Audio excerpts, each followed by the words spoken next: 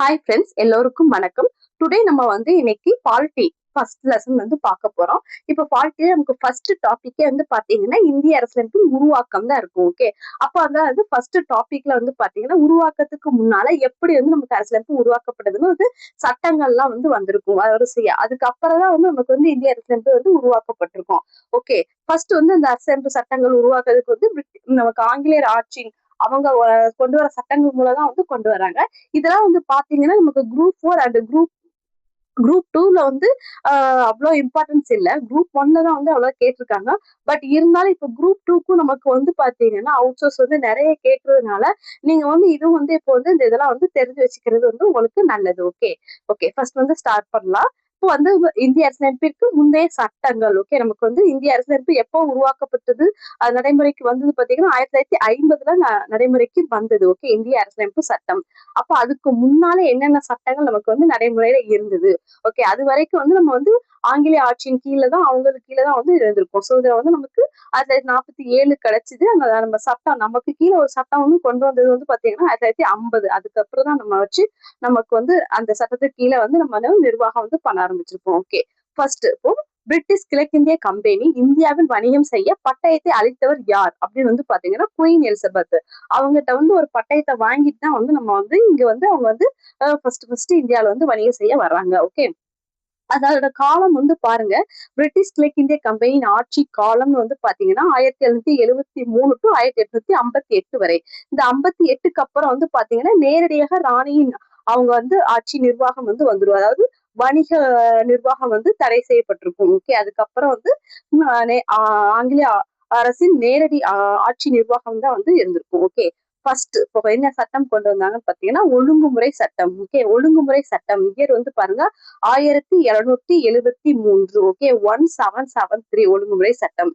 இதுதான் ஃபர்ஸ்ட் இந்திய அரசியலமைப்பின் மூளைக்கல் சட்டம் சொல்லுவாங்க. ஓகே, ஆதாரமாக இருந்த அதாவது இந்திய அரசியலமைப்பு சட்டம் உருவாவதற்கு ஆதாரமாக இருந்த சட்டம் எதுன்னு கேட்டாங்கன்னா நம்ம இதுதான் சொல்லுவோம். ஓகே, ஒழுங்குமுறை சட்டம் 1773. இது அப்ப எதுக்காக கொண்டு வந்திருக்காங்க, அப்ப அந்த டைம்ல கம்பெனி அவங்க இங்க நிறைய ஊழல் பண்ணிட்டு இருந்திருப்பாங்க. ஆங்கிலேய நிர்வாகம் நமக்கு அது தெரியும். நம்ம நாட்டுல ஏகப்பட்ட ஊழல் பண்ணிட்டு இருந்ததுனால அப்போ அதை நிர்வாகத்தை சரி பண்றதுக்காக கொண்டு வரப்பட்ட சட்டம் தான் இந்த ஒழுங்குமுறை சட்டம் 1773. அந்த சட்டம் கொண்டு வந்தப்பறம் பாத்தீங்கன்னா வங்காளத்தின் கவர்னர் பதவி வங்காளத்தின் கவர்னர் ஜெனரல்னு அழைக்கப்பட்டிருக்கு. ஓகே, வங்காளத்தின் கவர்னர் அதுக்கப்புறம் தான் வங்காளத்தின் கவர்னர் ஜெனரல் அழைக்கப்பட்டிருப்பாங்க. சோ நமக்கு பாத்தீங்கன்னா வங்காளத்தின் முதல் கவர்னர் யாருன்னு கேட்டாங்கன்னா நமக்கு நம்ம என்ன சொல்லுவோம், ராபர்ட் கிளைவ் அவர்கள் தான் சொல்லுவோம். ஓகே, ராபர்ட் கிளைவ் அவங்க தான் வங்காளத்தின் முதல் கவர்னர்.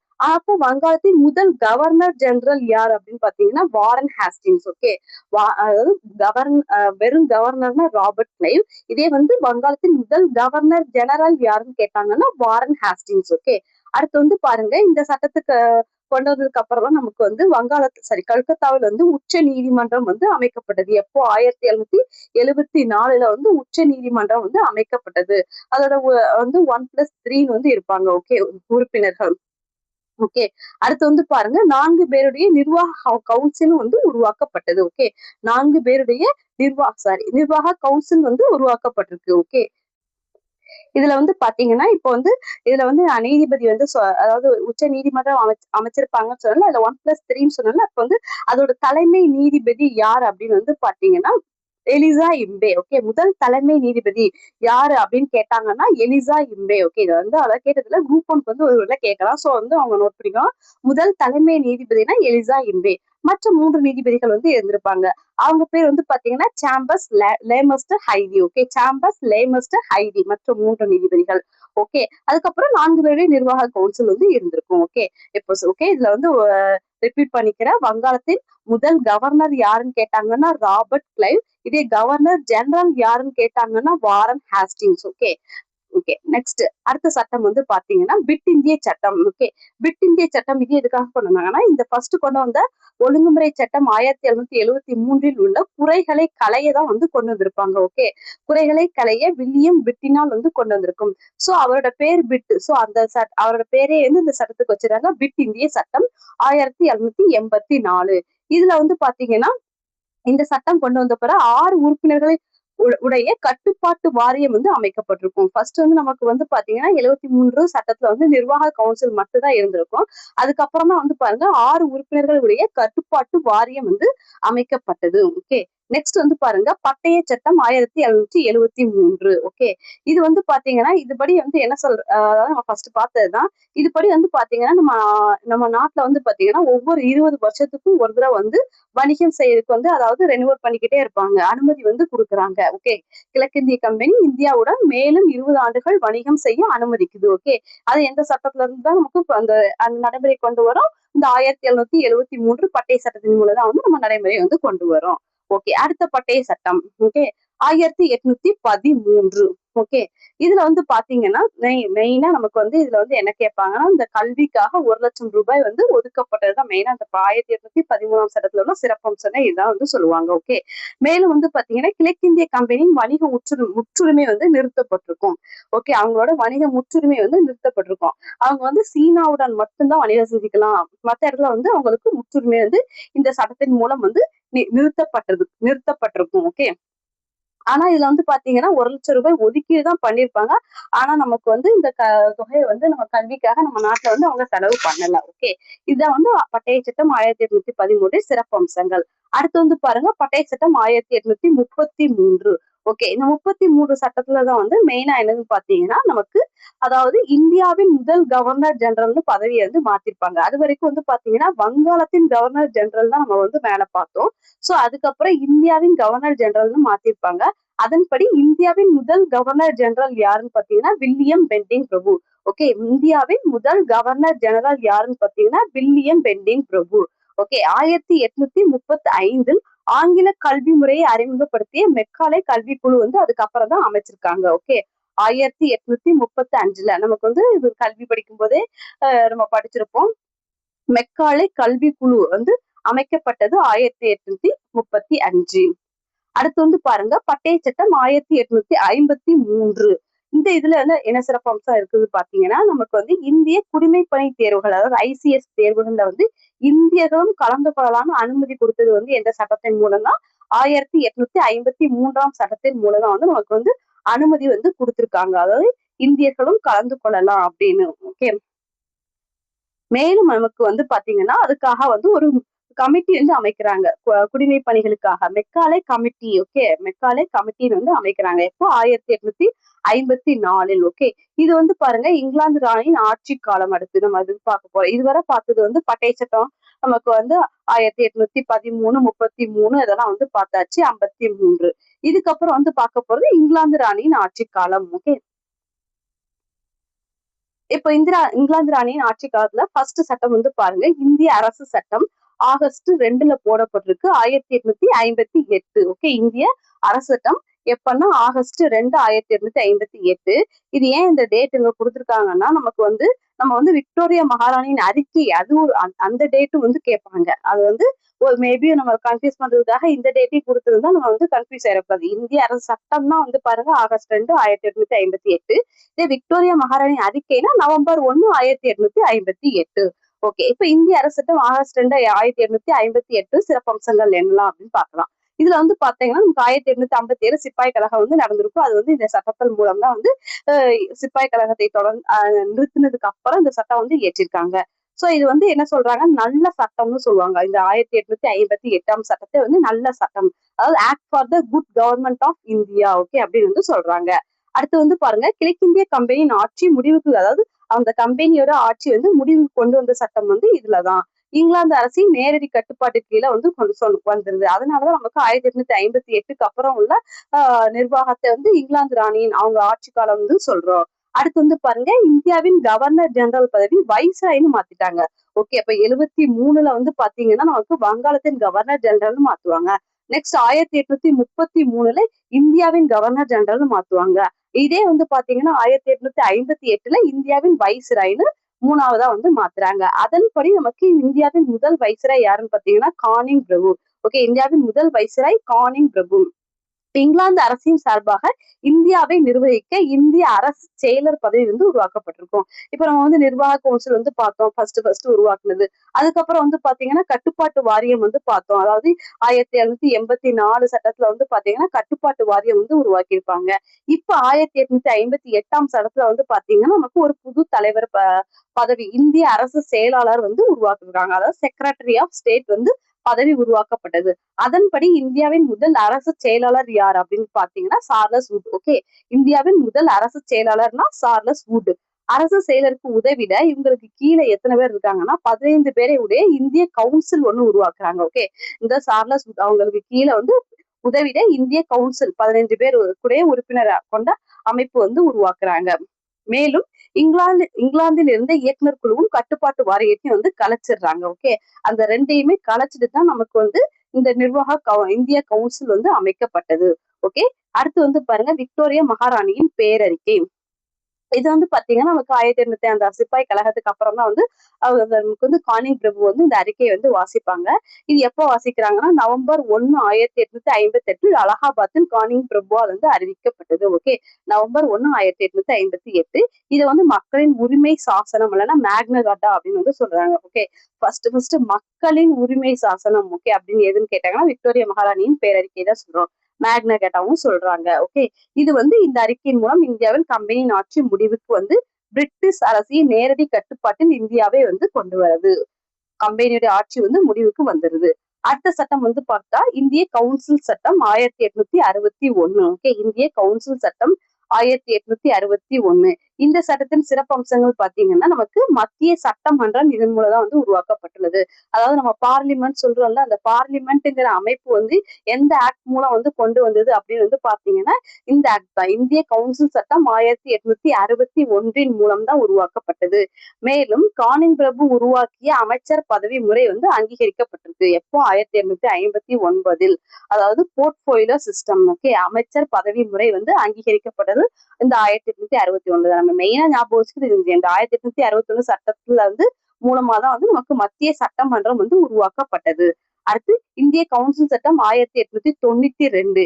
இதோட சிறப்பம்சம் என்னன்னு பாத்தீங்கன்னா பட்ஜெட்டில் விவாதிக்கும் உரிமைகள் வந்து இந்தியர்களுக்கு வழங்கப்பட்டது. அதுக்கு முன்னாடி வரை நமக்கு வந்து இந்த சட்டமன்றத்துல வந்து இப்போ வந்து நம்ம எம்பி எம்எல்ஏஸ் எல்லாம் வந்து நம்ம வந்து பட்ஜெட்ல வந்து பத்தி பேசுறாங்கல்ல, அதுக்கு முன்னாடி வந்து இந்தியர்களுக்கு உரிமை இல்லாம இருந்திருக்கும்.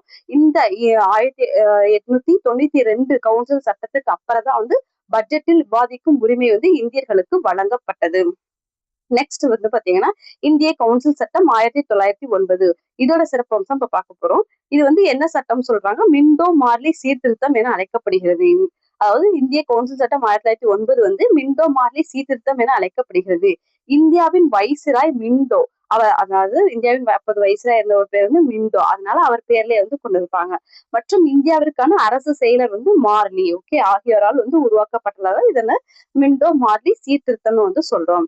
அடுத்து பாத்தீங்கன்னா இதுல வந்து என்ன மெயினா கொண்டு வந்திருக்காங்கன்னா முஸ்லிம்களுக்கு என தனி தொகுதி வழங்கப்பட்டது. ஓகே, இந்த சட்டத்தின் முக்கிய சிறப்பம்சமே இதுதான். முஸ்லிம்களுக்கான தனி தொகுதி வந்து உருவாக்கப்பட்டது வந்து அந்த மிண்டோ மார்லி சீர்திருத்தத்துலதான். அடுத்து வந்து பாருங்க வகுப்புவாத தேர்தல் முறையின் தந்தை. அதனால நம்ம வந்து மிண்டோ பிரபு வந்து என்ன சொல்றோம், வகுப்புவாத தேர்தல் முறையின் தந்தைன்னு வந்து சொல்றாங்க. அதாவது முஸ்லிம்களுக்கு வந்து தனி தொகுதி கொடுத்ததுனால. மேலும் வந்து பாருங்க வைஸ்ராய் நிர்வாக குழுவில் முதலாக இந்தியர் ஒருவர் வந்து நியமிக்கப்படுறாங்க. அதாவது நம்ம நிர்வாக கவுன்சில் அதெல்லாம் வந்து பார்த்தோம்ல, நமக்கு வந்து 15 பேர் உறுப்பினர்கள் கொண்ட அமைப்பு இருந்துச்சுன்னு, அதுல வந்து பாத்தீங்கன்னா ஃபர்ஸ்ட் இந்தியர் ஒருவர் வந்து நியமிக்கிறாங்க. ஓகே, அந்த இந்தியர் யாரு அப்படின்னு வந்து பாத்தீங்கன்னா சத்யேந்திர பிரசாந்த் சின்ஹா. ஓகே, அதாவது நிர்வாக குழுவில் முதலில் நியமிக்கப்பட்ட இந்தியர் யாருன்னா சத்யேந்திர பிரசாந்த் சின்ஹா. ஓகே, அடுத்து வந்து பாருங்க இந்திய அரசு சட்டம் 1919. இந்திய அரசு சட்டம் 1919 இது வந்து பாத்தீங்கன்னா யார் கொண்டாரா, மாண்டேகு செம்ஸ்போர்டு. அதனால வந்து இதை வந்து மாண்டேகு செம்ஸ்போர்டு சீர்திருத்தம் வந்து சொல்றாங்க. ஓகே, மாண்டேகு செம்ஸ்போர்டு சீர்திருத்தம் அழைக்கப்படுகிறது. அப்போ வந்து நமக்கு செயலர் யாரா இருந்தாங்கன்னு பாத்தீங்கன்னா மாண்டேகு. ஓகே, இந்த வயசுல யார் இருந்திருப்பாங்கன்னா செம்ஸ்போர்டு. ஓகே, செயலர் வந்து மாண்டேகு, செம்ஸ்போர்டு தான் வந்து வைஸ்ராய். மேலும் வந்து பாத்தீங்கன்னா இந்த சட்டத்தின் சிறப்பு அம்சங்கள் என்னன்னு, மாகாணங்கள்ல இரட்டை ஆட்சி முறை வந்து கொண்டு வர்றாங்க. ஓகே, மாகாணங்கள்ல, அதாவது மாகாணங்கள்ல தான் வந்து கொண்டு வர்றாங்க, மத்தியில இல்ல, மாகாணங்கள்ல மட்டும்தான். ஓகே, இப்ப மாகாணங்கள்னா வங்காளம் உள்ள பிரிஞ்சிருக்கும்ல நம்ம சென்னை, அந்த மாதிரி மாகாணங்கள்ல தான் வந்து இரட்டை ஆட்சி முறை கொண்டு வராங்க. மத்தியில என்னன்னு பாத்தீங்கன்னா ஈரவை சட்டமன்றம். ஓகே, இப்ப நம்ம இப்போ வந்து நமக்கு நடைமுறையில இருக்குல்ல மக்களவை, மாநிலங்களவை, அந்த மாதிரி ஈரவை சட்டமன்றம் எப்போ கொண்டு வர்றாங்கன்னா இந்த இந்திய அரசிடம் 1919 தான் வந்து கொண்டு வந்திருக்காங்க. ஓகே ஓகே நெக்ஸ்ட், முதலில் நேரடி தேர்தல் முறை வந்து அறிமுகப்படுத்தப்பட்டது.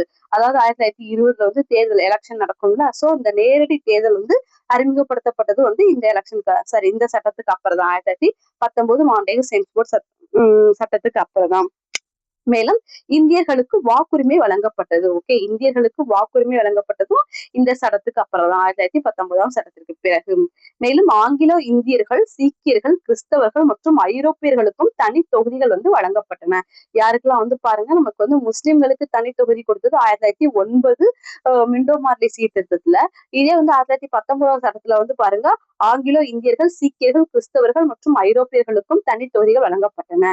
ஆனா இதோட குறைபாடு என்னன்னு கொடுத்திருக்காங்க, மாகாணங்கள்ல இரட்டையாட்சி அறிமுகப்படுத்தினதுதான் வந்து குறைபாடுன்னு வந்து சொல்றாங்க. இப்ப மாகாணங்கள்ல இரட்டையாட்சின்னா நமக்கு வந்து, அதாவது பிரிட்டிஷ் அவங்க ஆளுநருக்கு கீழே ஒரு முக்கிய நிர்வாகம் வந்து இருக்கும், சட்டம் ஒழுங்கு நீதி அதெல்லாம். அதே வந்து பாத்தீங்கன்னா நம்ம இந்தியர்களுக்கு கீழே ஒரு நிர்வாகம் முறை இருந்திருக்கும், அதாவது கல்வி சுகாதாரம் இதெல்லாம் வந்து அவங்களுக்கு கீழே இருந்திருக்கும். அதான் வந்து நம்ம இரட்டை ஆட்சி முறை வந்து சொல்றோம். அடுத்து வந்து பாருங்க, இச்சட்டத்தின் பரிந்துரைப்படி 1926 மத்திய பொது பணியாளர் தேர்வாணையம் வந்து அமைக்கப்பட்டது. அதாவது நம்ம இப்ப வந்து எழுதுறோம்ல யூபிஎஸ்சி, அதாவது டிஎன்பிஎஸ்சி எக்ஸாம் மாதிரி அங்க மத்தியில வந்து யூபிஎஸ்சி எழுதுறோம். அது வந்து மத்திய பொது பணியாளர் தேர்வாணையம் எப்போ வந்து ஸ்டார்ட் பண்ணிருக்காங்க, 1926. ஓகே, இந்த சட்டத்தின் அதுக்கு மூலம் தான் வந்து கொண்டு வந்திருக்காங்க. மத்திய பொது பணியாளர் தேர்வாணையம் அமைக்க பரிந்துரைத்த கமிட்டி எதுன்னு கேட்பாங்க, லீ கமிட்டி. ஓகே, லீ கமிட்டி அது எப்போ போடப்பட்டிருக்கு, அப்போ 1923-24 போட்டுட்டாங்க லீ கமிட்டி. 1923-24 போடப்பட்டிருக்கு. ஆனா அமைக்கப்பட்டது எப்போ, 1926. ஓகே, 1926 தான் மத்திய பொது பணியாளர் தேர்வாணையம் அமைக்கப்பட்டுள்ளது. நெக்ஸ்ட் வந்து பாருங்க, இந்திய அரசு சட்டம். இந்திய அரசு சட்டம் வந்து 1935. ஓகே, இதுல வந்து நான் ஒண்ணு சொல்லிக்கிறேன் உங்களுக்கு. நமக்கு இதுவரை வந்து பாருங்க 1909 வரை வந்து நமக்கு கவுன்சில் சட்டம்னு வரும். ஒவ்வொன்றும் வந்து பாருங்க இந்திய கவுன்சில் சட்டம்னு வரும். விக்டோரியா மகாராணியின் பேரறிக்கைக்கு அப்புறம் வரதெல்லாம் வந்து கவுன்சில் சட்டம்னு வரும். அதை ஃபர்ஸ்டே சொல்லியிருக்கணும் சொல்லல. அதாவது 1861, 92, 909 இதெல்லாம் வந்து கவுன்சில் சட்டம்னு வரும். அதுக்கு மேல உள்ளதெல்லாம் வந்து பாத்தீங்கன்னா பட்டய சட்டம்னு வரும். 1973, 84, 83, 53 இதெல்லாம் வந்து நமக்கு வந்து பாருங்க பட்டய சட்டம்னு வரும். ஓகே, சாரி, 83 இல்ல 33 வந்து மாத்திக்கோங்க. ஓகே, இதெல்லாம் வந்து பட்டய சட்டம். அப்புறம் விக்டோரியா மகாராணியின் பேரறிக்கைக்கு அப்புறம் வர்றதுலாம் வந்து பாத்தீங்கன்னா கவுன்சில் சட்டம். அதுக்கப்புறம் வர்றது வந்து பாத்தீங்கன்னா 1919 அப்புறம் வர்றதுலாம் இந்திய அரசு சட்டம்னு வந்து சொல்லுவோம். ஓகே, இது வரைக்கும் இந்த மாதிரி டிஃபரன்ஸ் வச்சு கேட்டது இல்லை, மேபி கேட்டிருந்தா வந்து நான் வந்து நம்ம தெளிவா நோட் போடுறதுக்கு கரெக்டா நோட் பண்ணி வச்சுக்கோங்க. ஓகே, இப்போ நெக்ஸ்ட் இந்திய அரசு சட்டம் 1935. இதோட சிறப்பம்சங்கள் வந்து பாக்குறோம். இது வந்து பாத்தீங்கன்னா சைமன் குழுவின் அறிக்கை எதுக்காக கொண்டு வந்தாங்க, சைமன் குழுவின் அறிக்கை, 3 வட்டமேசை மாநாடுகளின் முடிவுகள், 1933 பிரிட்டிஷ் அரசின் வெள்ளை அறிக்கை ஆகியவற்றின் அடிப்படையில தான் வந்து இது வந்து 35ஆம் சட்டம் வந்து கொண்டு வந்திருக்காங்க. ஓகே, சைமன் குழு வந்து எப்போ போடப்பட்டது, 1927 போட்டிருப்பாங்கல்ல அவங்க அறிக்கை. அது மட்டும் இல்லாம 3 வட்டமேசை மாநாடுகள் 30, 31 அதெல்லாம் நடந்திருக்கும்ல, 32. சோ அந்த மாநாட்டின் முடிவுகள், அப்புறம் வெள்ளை அறிக்கை வந்து 33.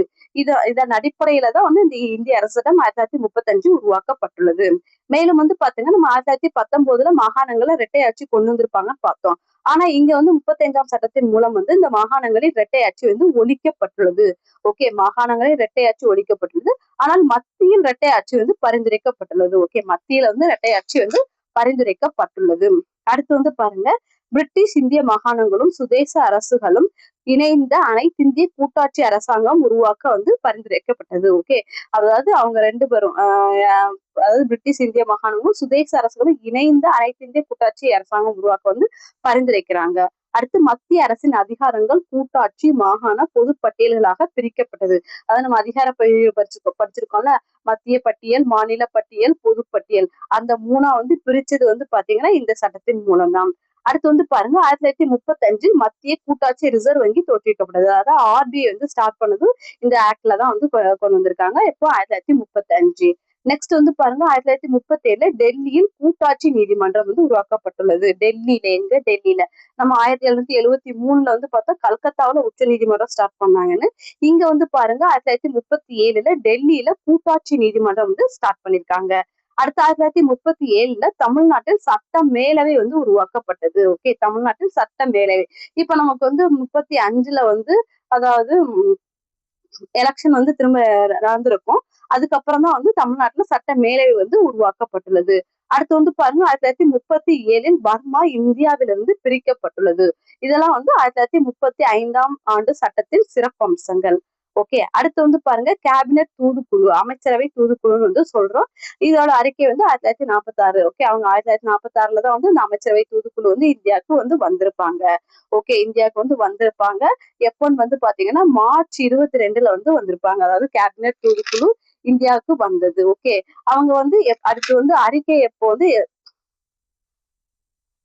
சரி அறிக்கை வந்து எப்போ கொடுத்திருக்காங்கன்னா மே 16. ஓகே, மே 16, 1946 பெத்தி கிளாரன்ஸ், சேவி அலெக்சாண்டர், ஸ்டார்போர்ட் க்ரூஸ் ஆகிய மூவர் குழுவால் வந்து அறிவிக்கப்பட்டது. ஓகே, இப்போ வந்து இந்த கேபினெட் தூதுக்குழுவின் வந்து யார் ஃபர்ஸ்ட் இங்கிலாந்துல அமைக்கிறாங்கன்னு பாத்தீங்கன்னா கிளமண்ட் அட்லி அரசாங்கத்துலதான் நியமிக்கிறாங்க. அவர் தான் நியமிச்சு ஒரு 3 பேரை வந்து இந்தியாவுக்கு வந்து அனுப்புறாரு. மார்ச்ல வந்து வருவாங்க. அவங்க மே 16, 1946 வந்து அந்த அறிக்கையை வந்து சொல்றாங்க. ஓகே, அதன்படி என்ன சொல்றாங்க, இந்திய அரசியலமைப்பு சட்டத்தை உருவாக்க புதிதாக அரசியல் நிர்ணய சபை ஏற்படுத்தணும்னு வந்து சொல்றாங்க. அதாவது நமக்கு 1950 வந்து இந்திய அரசியல் சட்டம் உருவாக்குறோம்ல, அதற்கு உருவாக்குறதுக்கு ஃபர்ஸ்ட் இதுக்கு முன்னாடி இந்திய அரசியல் நிர்ணய சபை வேணும் அப்படின்னு அதிகாரப்பூர்வமாக வந்து சொல்றாங்க. அதன்படிதான் வந்து நமக்கு ஜவஹர்லால் நேரு அவர்கள் தலைமையில செப்டம்பர் 2, 1946 இடைக்கால அரசாங்கம் வந்து அமைக்கப்பட்டிருக்கும். ஓகே, அதாவது செப்டம்பர்ல வந்து இடைக்கால அரசாங்கம் அமைக்கப்பட்டிருக்கும். அதுக்கு முன்னாடியே வந்து இந்திய அரசியல் நிர்ணய சபை வந்து அமைச்சிருப்பாங்க. ஓகே, அது எதுல வந்து பாத்தீங்கன்னா அமைச்சரவை தூதுக்குழு. ஓகே, அமைச்சரவை தூதுக்குழுவின் அறிக்கையின்படிதான் வந்து நமக்கு வந்து அரசியல் நிர்ணய சபையும் இடைக்கால அரசாங்கம் வந்து அமைக்கப்பட்டிருக்கும். இடைக்கால அரசாங்கம் அந்த டேட் வந்து நோட் பண்ணிக்கோங்க. செப்டம்பர் 2, 1946. தலைவர் வந்து பாருங்க ஜவஹர்லால் நேரு அவர்கள் தலைமையில வந்து அமைக்கப்பட்டுள்ளது. நெக்ஸ்ட் வந்து பாருங்க மவுண்ட் பேட்டன் திட்டம், ஜூன் 3, 1947. ஓகே, இது வந்து நமக்கு வந்து மவுண்ட் பேட்டன் திட்டம் அந்த டேட் வந்து இப்போ வந்து நல்லா நோட் பண்ணிக்கோங்க. அதாவது காலவரிசையில வந்து கன்ஃபியூஸ் பண்றது கேட்கலாம். ஜூன் 3, 1947. சோ இதை வந்து ஜூன் 3 திட்டம் கூட வந்து சொல்றாங்க. இவரோட அறிக்கையின்படிதான் வந்து நமக்கு இந்தியா பாகிஸ்தான் எனும் இரு நாடுகள் பிரிக்கப்படுவதாக வந்து அதிகாரப்பூர்வமாக வந்து சொன்னது வந்து இந்த திட்டத்துலதான் வந்து சொல்லியிருக்காங்க. ஓகே, அதுக்கு வந்து நமக்கு பிரிக்கப்பட்ட கமிட்டி வந்து பாத்தீங்கன்னா கிளிப். ஓகே, சரி. நெக்ஸ்ட் வந்து பாருங்க இந்திய சுதந்திர சட்டம் 1947. ஓகே, இந்திய சுதந்திர சட்டம் 1947. இது வந்து எப்ப நமக்கு பிரிட்டிஷ் கொண்டு வந்திருக்காங்கன்னு வந்து பாருங்க. நமக்கு வந்து பிரிட்டிஷ் இந்த சட்டம் வந்து இயற்றப்பட்ட நாள், அதாவது பிரிட்டிஷ் பாராளுமன்றத்துல நிறைவேற்றப்பட்ட நாள் வந்து பாருங்க ஜூலை 18, 1947. இப்போ வந்து நம்ம நாடாளுமன்றத்துல மசோதா எல்லாம் தாக்கல் பண்ணுவாங்கல்ல, அது வந்து அக்செப்ட் பண்ணல. அது வந்து அவங்க பிரிட்டிஷ் பாராளுமன்றத்துல எப்போ வந்து நிறைவேற்றிருக்காங்கன்னு வந்து இந்த டேட் வந்து நோட் பண்ணிக்கோங்க. ஜூலை 18, 1947 தான் வந்து நிறைவேற்றப்பட்டிருக்கு. நிறைவேற்றப்பட்டு நமக்கு நடைமுறைக்கு வந்த நாள் தான் வந்து ஆகஸ்ட் 15 நம்ம வந்து இந்தியா சுதந்திரம் அடைந்த நாளை வந்து சொல்றோம். அதுக்கு முன்னாடி ஆகஸ்ட் 14 வந்து நமக்கு பாகிஸ்தானுக்கு வந்து விடுதலை கிடைச்சிருக்கு. ஓகே, 1947 ஆகஸ்ட் 14 பாகிஸ்தானுக்கும், 1947 ஆகஸ்ட் 15 வந்து இந்தியாவும் விடுதலை அடைந்தது. இந்தியா சுதந்திரம் அடைந்த போது இந்தியாவின் வைஸ்ராய் யாரா இருந்திருக்காங்க, நமக்கு மவுண்ட் பேட்டன். அதாவது நம்ம பார்த்தோம்ல மவுண்ட் பேட்டன் திட்டம், அவரோட அறிக்கைப்படிதான் நமக்கு வந்து இந்தியா அவரோட லாஸ்டா கொண்டு வந்ததுபடிதான் நமக்கு இந்தியாவுக்கு வந்து விடுதலை கிடைச்சிருக்கும். சோ அந்த டைம்ல இந்தியாவின் வைஸ்ராய் யாருன்னு கேட்டீங்கன்னா மவுண்ட் பேட்டன். இதே வந்து சுதந்திர இந்தியாவின் கடைசி வைஸ்ராய் யாருன்னு கேட்டாங்கன்னா ராஜாஜின்னு சொல்லணும். ஓகே, அதாவது அவருக்கு அப்புறம் யார் வந்திருப்பா அப்படின்னு வந்து பாத்தீங்கன்னா ராஜாஜி. ஓகே, சுதந்திர இந்தியாவின்னு கேட்டாங்கன்னா ராஜாஜி. அந்த டைம்ல இந்தியா சுதந்திரம் அடைந்த போது இந்தியாவின் வைஸ்ராய் யாருன்னு கேட்டாங்கன்னா மவுண்ட் பேட்டன். சோ சுதந்திர இந்தியாவின் முதலும் கடைசியுமான இந்திய வைஸ்ராய் ஓகே அப்படின்னு கேட்டாங்கன்னா ராஜாஜி. இந்திய வைஸ்ராய். ஓகே, சுதந்திர இந்தியாவின் முதலும் கடைசியுமான இந்திய வைஸ்ராய் யாருன்னு கேட்டாங்கன்னா ராஜாஜி. ஓகே, இப்ப நம்ம வந்து இந்திய அரசியலமைப்பின் உருவாக்கத்திற்கு முன்னாடி உள்ள சட்டங்கள்லாம் வந்து பார்த்திருக்கோம். ஒன் டைம் வந்து நான் ரிப்பீட் பண்றேன். நெக்ஸ்ட் வந்து நம்ம இந்திய அரசியலமைப்பின் உருவாக்கம், அதோட சிறப்பு இயல்புகள், மூல ஆதாரங்கள், அட்டவணைகள்லாம் வந்து பார்க்கலாம். ஓகே, ஒன் டைம் சொல்றேன், நோட் பண்ணிக்கோங்க. அதாவது இந்திய அரசியலுக்கு முந்தைய சட்டங்கள் நமக்கு பிரிட்டிஷ் கிழக்கிந்திய கம்பெனி இந்தியாவில் வந்து வணிகம் செய்ய பட்டயத்தை அளித்தவர் யாருன்னா குயின் எலிசபெத். இந்தியாவில் பிரிட்டிஷ் கிழக்கிந்திய கம்பெனியின் ஆட்சி காலம்னா 1773 முதல் 1858 வரை. ஃபர்ஸ்ட் ஒழுங்குமுறை சட்டம் எப்போனா 1773. இது கம்பெனி நிர்வாகத்தை சீர்படுத்த கொண்டு வரப்பட்டுள்ளது. வங்காளத்தின் கவர்னர் ஜெனரல் பதவி வந்து பெயர் மாற்றம் பெற்றது இந்த சட்டத்தின் மூலம்தான். அதன்படி வங்காளத்தின் முதல் கவர்னர் ஜெனரல் யாருன்னா வாரன் ஹேஸ்டிங்ஸ். மேலும் 1774 வங்காளத்தில் கல்கத்தாவில் உச்ச நீதிமன்றம் வந்து அமைக்கப்பட்டது. முதல் நீதிபதி யாருன்னு பார்த்தாங்கன்னா எலிசா இம்பே மற்றும் 4 பேருடைய நிர்வாக கவுன்சில் வந்து உருவாக்கப்பட்டுள்ளது. மேலும் வந்து வங்காளத்தின் ஆளுநர்னு கேட்டாங்கன்னா நமக்கு ராபர்ட் கிளைவ்.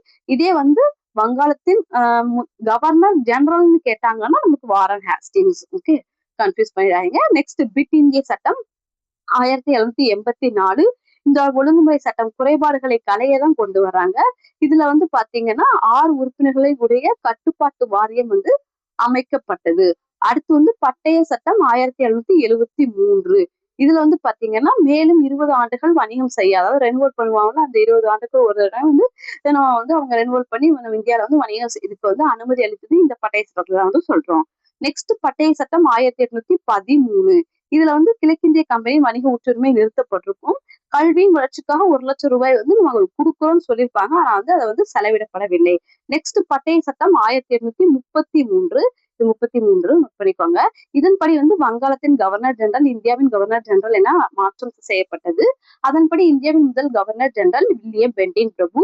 1835 ஆங்கில கல்வி முறையை அறிமுகப்படுத்திய மெக்காலே கல்விக்குழு வந்து அப்பதான் வந்து கொண்டு வராங்க. அதாவது 33 பட்டய சட்டத்தின் படிதான் வந்து நமக்கு வந்து கொண்டு வராங்க. ஓகே, அதாவது மெக்காலே கல்வி குழு.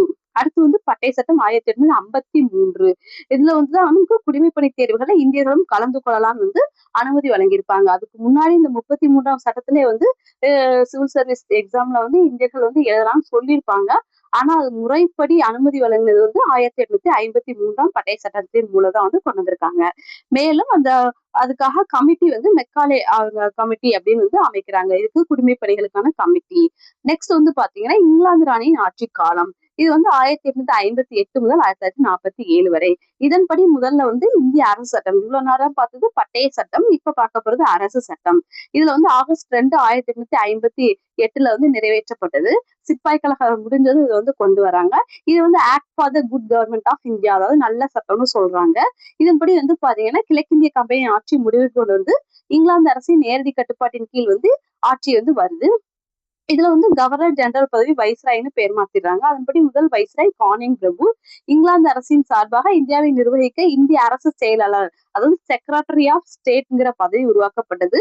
அதன்படி இந்தியாவின் முதல் அரசு செயலாளர் யாருன்னு பாத்தீங்கன்னா சார்லஸ் வுட். மேலும் அவருக்கு உதவிட 15 பேர் உடைய இந்திய கவுன்சில் வந்து அமைக்கப்பட்டது. மேலும் வந்து பாருங்க இங்கிலாந்துல இருந்து இயக்குனர் குழுவும் கட்டுப்பாட்டு வாரியமும் வந்து கலைக்கப்பட்டது. ஓகே, அடுத்து விக்டோரியா மகாராணியின் பேரறிக்கை. ஓகே, இதுனா ஆகஸ்ட் 2 1858. இதே விக்டோரியா மகாராணியின் பேரறிக்கைனா நவம்பர் 1 1858. அலகாபாத்ல கானிங் பிரபுவால வந்து அவர் தான் வந்து ரீட் பண்ணுவாரு. இது வந்து மக்களின் உரிமை சாசனம் அல்லது மேக்னா ஹட்டான்னு சொல்றோம். இதன் மூலம் கம்பெனியின் ஆட்சி முடிவுக்கு வந்து பிரிட்டிஷ் அரசின் நேரடி கட்டுப்பாட்டுல இந்தியாவுக்கு கொண்டு வராங்க. நெக்ஸ்ட் வந்து இந்திய கவுன்சில் ஆக்ட். ஓகே, இதுவரை பார்த்தது வந்து நம்ம பட்டய சட்டம் வந்து பார்த்தோம். இப்ப பாக்குறது கவுன்சில் ஆக்ட் 1861. இதோட சிறப்பம்சம் வந்து மத்திய சட்டமன்றம். இதன் மூலதான் வந்து மத்திய சட்டமன்றம் இந்தியாவில வந்து உருவாக்கப்படுது. மேலும் அடுத்து இந்திய கவுன்சில் ஆக்ட் 1892 வந்து பாருங்க பட்ஜெட்டில் விவாதிக்கும் உரிமை இந்தியர்களுக்கு வழங்கப்பட்டது வந்து 1892 தான் வந்து அவங்களுக்கு வந்து பட்ஜெட்ல விவாதிக்கிற உரிமை வழங்கப்படுது. அதுக்கு முன்னாடியே வந்து பாத்தீங்கன்னா இந்தியர்கள் வந்து இந்த சட்டமன்றத்துல வந்து கலந்துக்கலாம்னு ஒரு 3 பேரை வந்து நியமிச்சிருப்பாங்க. அதுவும் வந்து இந்த சட்டத்துலதான். அந்த 3 பேர் யாரெல்லாம் வந்து பாத்தீங்கன்னா பட்டியால அரசர், பனாரஸ் அரசர், சர் தினகர் ராவ். ஓகே, அந்த 3 பேர், அதாவது குரூப் 1க்கு வந்து நீங்க நோட் பண்ணா நோட் பண்ணிக்கோங்க. பாட்டியாலா அரசர்,